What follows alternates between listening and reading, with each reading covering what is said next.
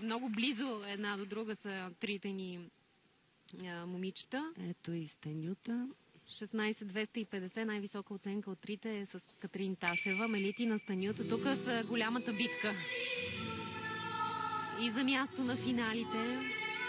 И за многобоя. И за многобоя. Станюта е на позиция за бронзов медал в момента. Тя си е една ярка представителка на беларуската школа. Много чисто играят обикновено. Програмата е безукорна от гледна точка на компоненти. Технически са много добре издържани. Перфектно изпълнена риск. Връзката с уреда в края на поредицата от ротации е перфектна.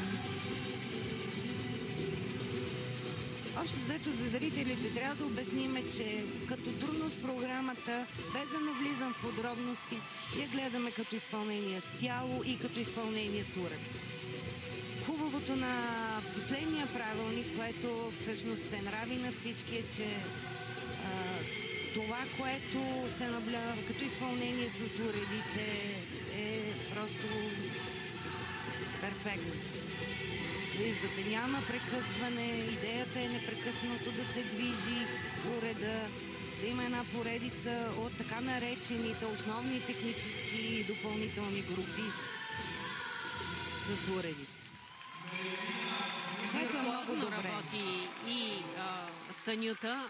Аз не знам, те са в непрекъсната битка с украинката Ризатинова.